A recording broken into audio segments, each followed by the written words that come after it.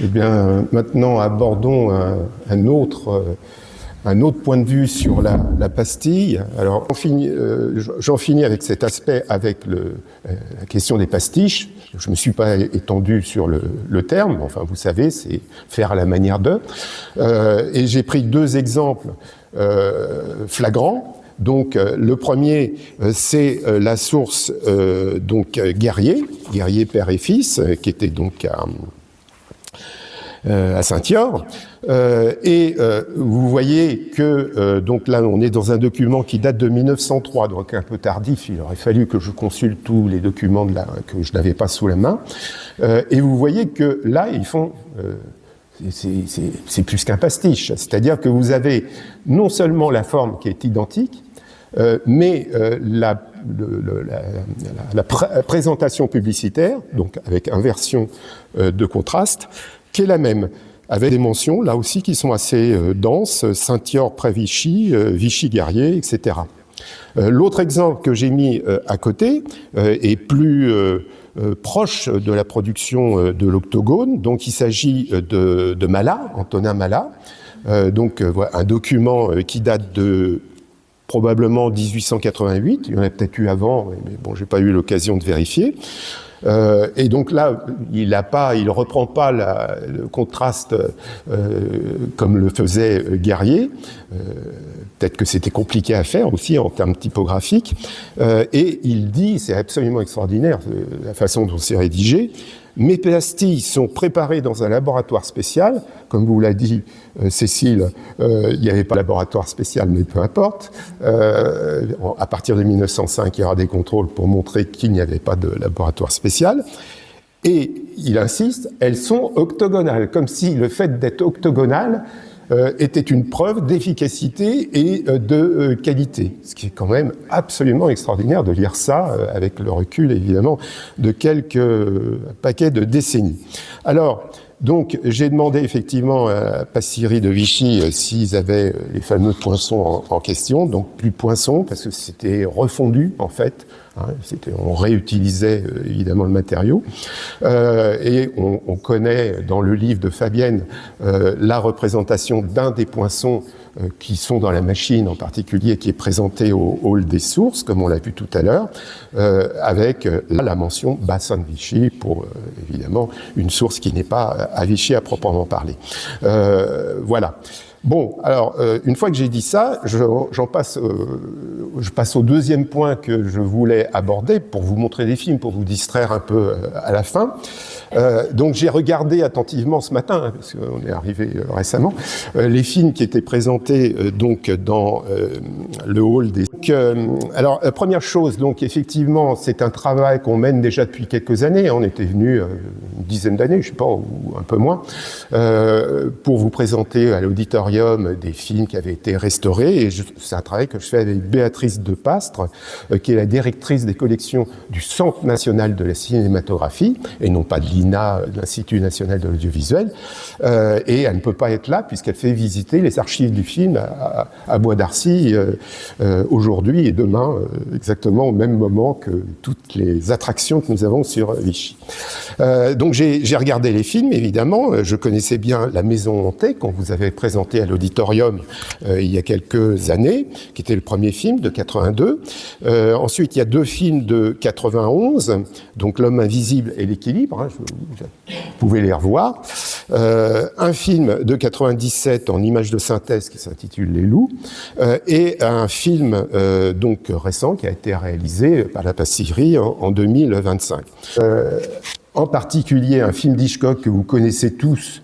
Enfin non, c'est pas encore le film, c'est le film tel que je vais vous le montrer. Donc vous voyez deux personnages, dont un qui est en train de lire avec un chapeau, etc.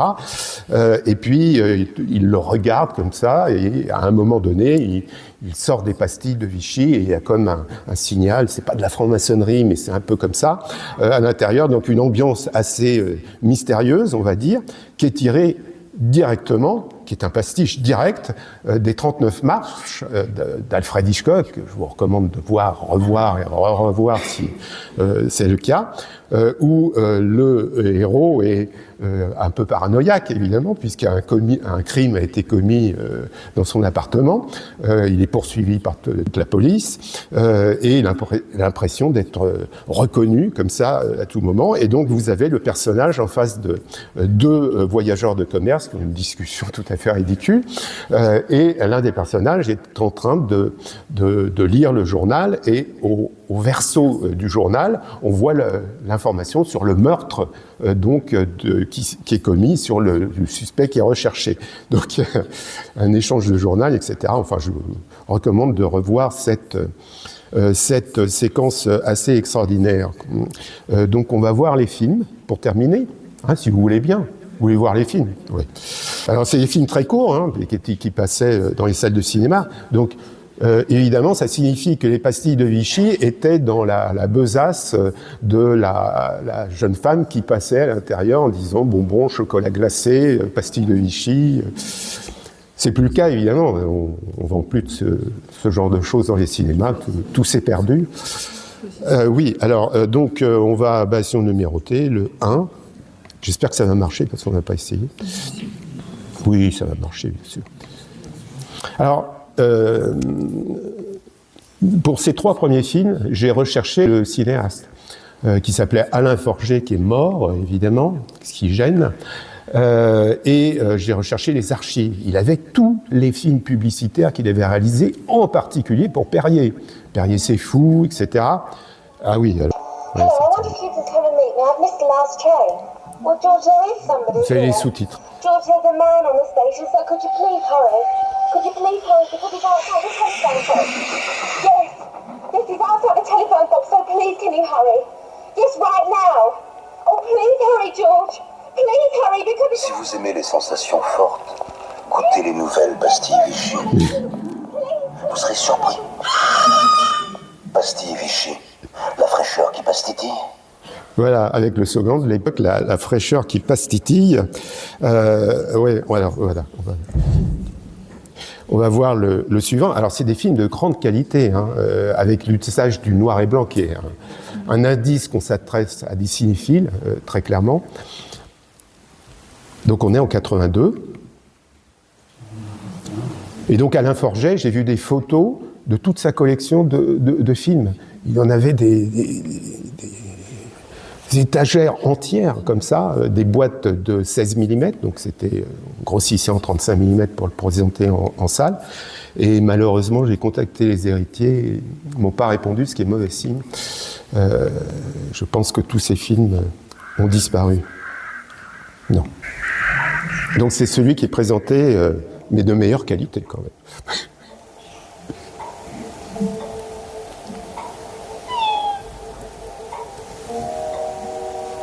Si vous aimez les sensations fortes, goûtez les nouvelles pastilles Vichy. Vous serez surpris. Pastilles Vichy, la fraîcheur qui passe-titille. Ambiance à la Agatha Christie, également à Hitchcock. Le film que je vous ai présenté, qui est un pastiche effectivement des 39 marches.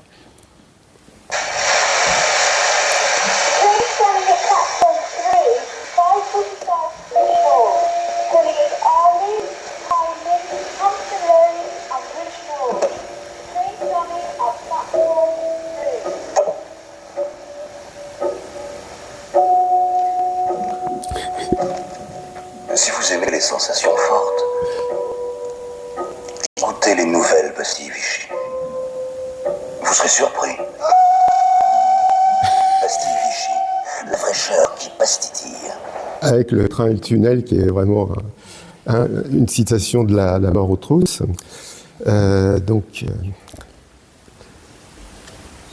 Alors, je ne sais pas s'il y en a eu d'autres, parce que les archives des boîtes de production d'audiovisuel, c'est une catastrophe, surtout quand ils font de la pub. Là, on ne trouve plus rien. Toutes ces boîtes n'existent plus, évidemment. Alors, passons au film donc, de la seconde moitié des années 70, même si c'est en couleur, c'est plus vieux. Michel Leb.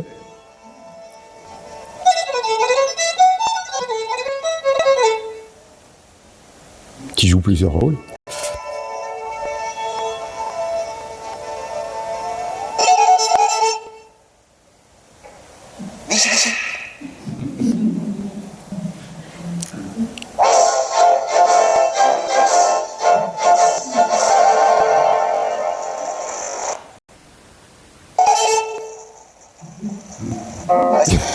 Digestive, délicieuse, rafraîchissante, en vente dans cette salle. Alors j'ai essayé de joindre Michel Leb, mais bon, il ne m'a pas répondu. Pour une prochaine fois peut-être. Ensuite, on revient, je crois avoir compris là, à peu près. Dracula qu'on vous avait montré donc à l'auditorium, au grand auditorium.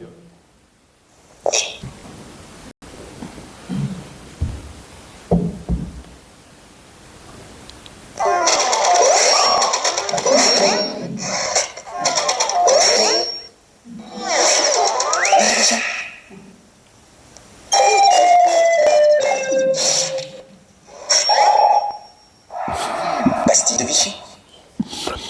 Bien, vous avez vu que c'était du lardi d'ailleurs. Qu'est-ce que t'as fait? C'est un sketch, ouais. Et le dernier, c'est le boxeur.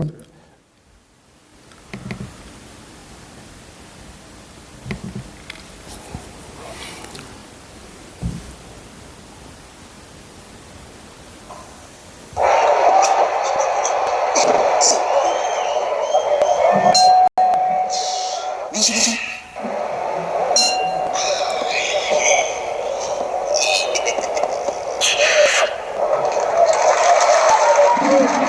Bastille de Vichy, digestive, délicieuse, rafraîchissante, en vente dans cette salle. Voilà, alors, là aussi, je ne sais pas s'il y en a eu d'autres. Je continue à chercher, à prospecter, mais ça va être quand même assez difficile de trouver des archives. Voilà, je vous remercie. Et